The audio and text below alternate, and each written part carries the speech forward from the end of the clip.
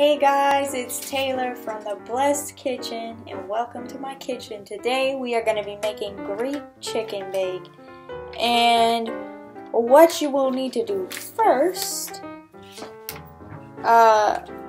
is we like to do our bacon first, so it's all ready to go. Okay, I'm going to put the ingredients down below and I'll put the ingredients down below. But right now we got our bacon on a cookie sheet. We're gonna put it in the oven at 400 degrees for 15 to 20 minutes. And we want it's gonna get baked again, so you don't need it super crispy, but if you want it crispy on crispy, you could do that because it's going to get baked again in our Greek chicken bake. This is one of my favorites that I've shared with a lot of my friends, so I hope you will enjoy it and maybe make it too. Hey guys, these are just some of the cherry tomatoes that I got from my garden. I'm going to go through some of them. Some of them have some imperfections, but they are going to be going into our Greek chicken bake today, so I'm really excited. Also, if I run out, I'm just going to use some of my larger tomatoes that I have from my garden to make up for the loss. So, yeah, it was really hot out there. It was cold today, but for some reason now it's really hot. And I wish I would have worn this shirt. Okay guys, I'm back. I took the bacon out. My little helper did not time it, so it's a little more done than I'd like it to be, but whatever, it'll be okay.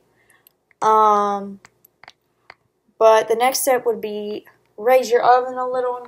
Now, after you've done the bacon, you're going to want it raised to about 425 degrees. And then turn all your chicken thighs this way.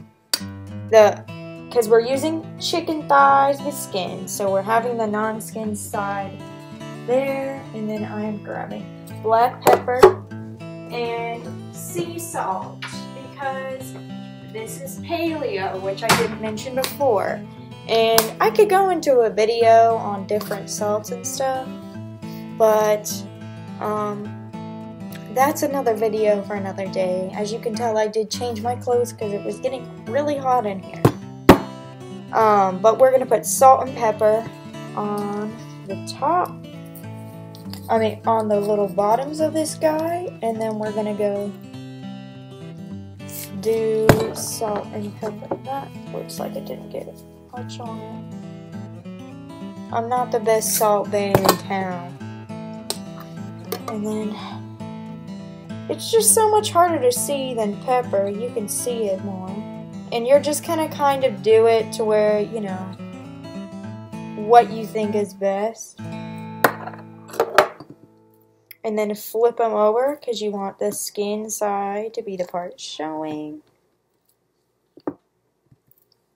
And I probably should have done this with one hand because now they're dirty and I just don't like to touch things with raw chicken. So I'm gonna wash those off.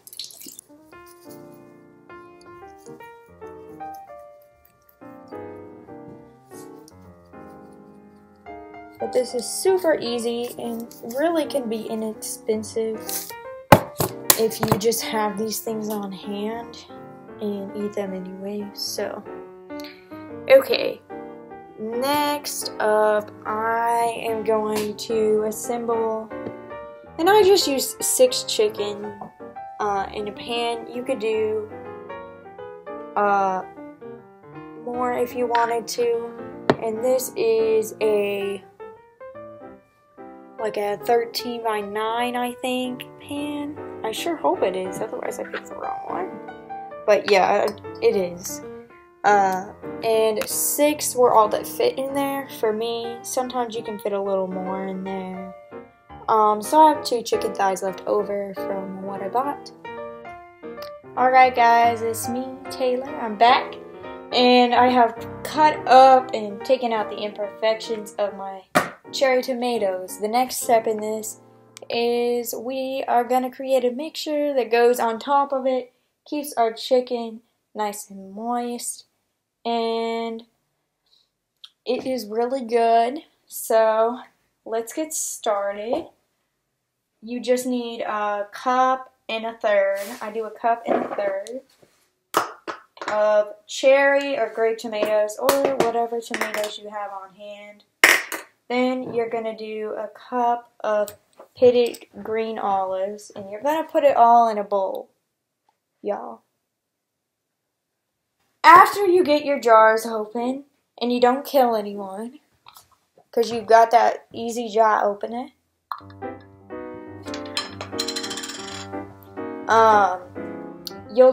you'll have a cup of this and a cup of artichoke hearts.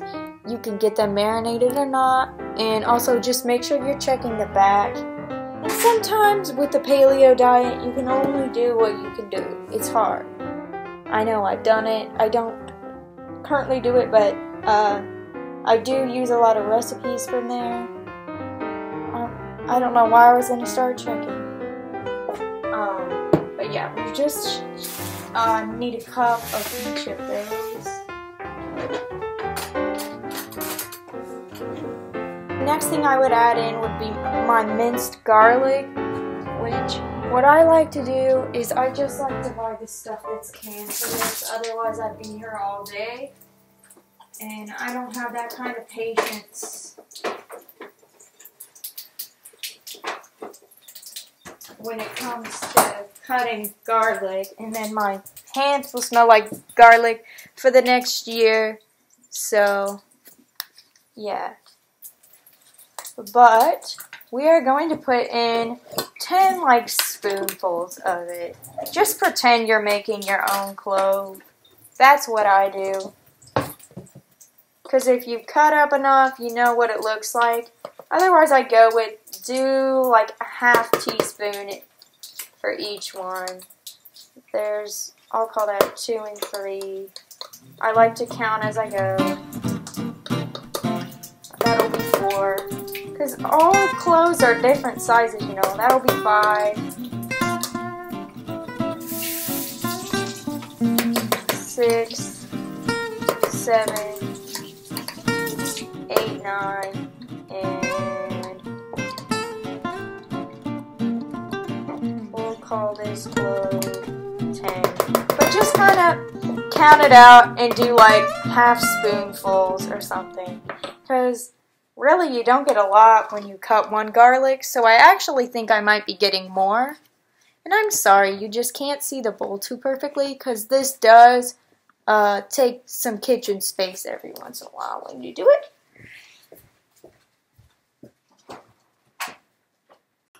Okay guys, I just used the last of my lemons, so I need to go buy more, because if anybody knows me, I'm a lemon enthusiast, but there you go. There you go. Now you can see it. That is my 4 tablespoons of lemon juice.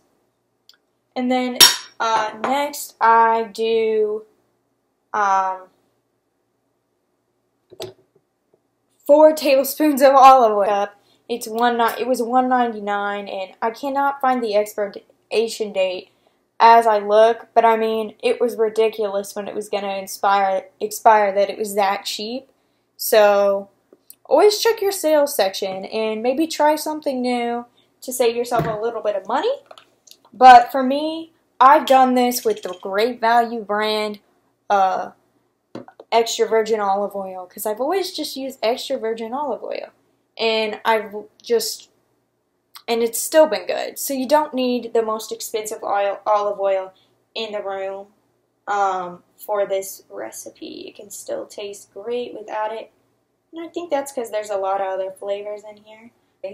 And the best part is stirring it all together because it looks beautiful. And I'm going to double check that I've got it all in there, which looks like I do. So fingers crossed I didn't leave anything out. Okay. And we are just going to stir it up. And I mean, it's beautiful. It's got the red and the green. It almost looks like Christmas is what I like to joke. about. And it's going to give you a great flavor. We want to make sure that we get all that garlic mixed in there. Good too. And if you want, you can taste it at this point. Reminds me, so I went to the doctor today, and I met this man that he was getting out of there. They weren't ready to do his blood test, and he said to me, I got to get away from those vampires in there. And he was making a rush for the elevator because he was just done. Sometimes you wait there long enough, you're like, yeah, I'll come another day when you're not busy doing something else. Okay, this is probably the hardest part, is trying to spread it all out evenly on top of your chicken. That's always fun. Bundle of fun, yeah. Soak in all that flavor that we added from the artichokes, from the tomatoes, from the lemon juice, so it's all getting a little bit of stuff to soak in, and it just makes it beautiful. So you just beautify your dish a little more. Ooh, look at that. Maybe take a little bit from there. I try and make it look beautiful. Now sometimes they just don't want to stay on top and they're going to fall anyway. And that, my friends, there's not a lot you can do about that, because it's just going to do what it's going to do sometimes. Just like people. What else could we add to this? Because this is looking pretty dang good. 8 slices of bacon, and we are going to top this thing off.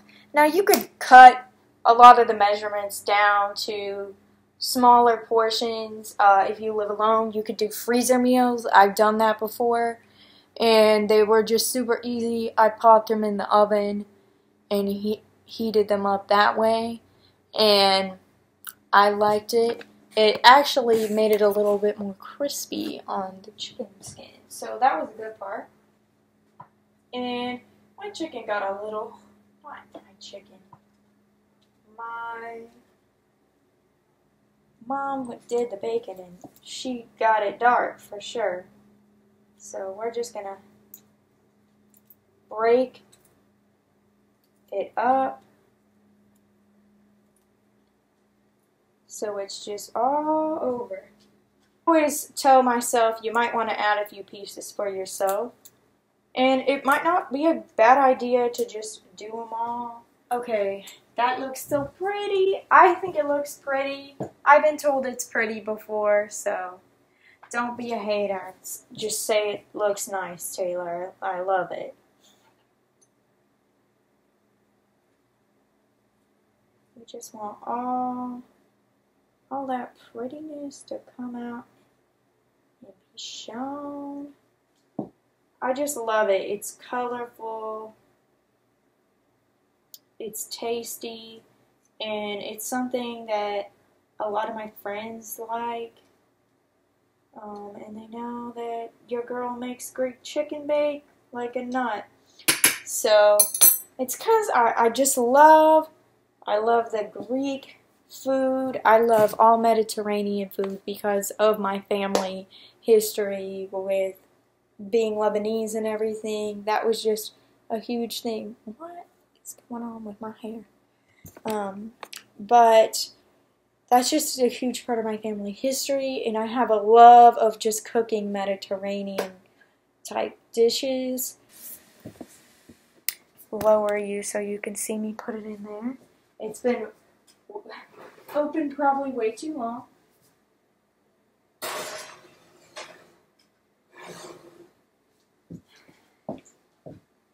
And I'm going to try and just put this back in here just so I can monitor it. He's just a little old. He's just a little old, but we still love him. We love our oven. And we like this guy too because he helps me. I couldn't do it without him. My thermometer. And that should be there for 45 minutes. I'm going to double check the notes. Yeah, 40 to 45 minutes. I always go straight to the 45. So thought I'd let you know that. I will show you what it looks like when it comes out. And remember, 425 degrees is what you'll want it preheated to. I do the bacon at 400 if you want to do your bacon that way. Or if you just have leftover bacon, this would be a great way to use it up.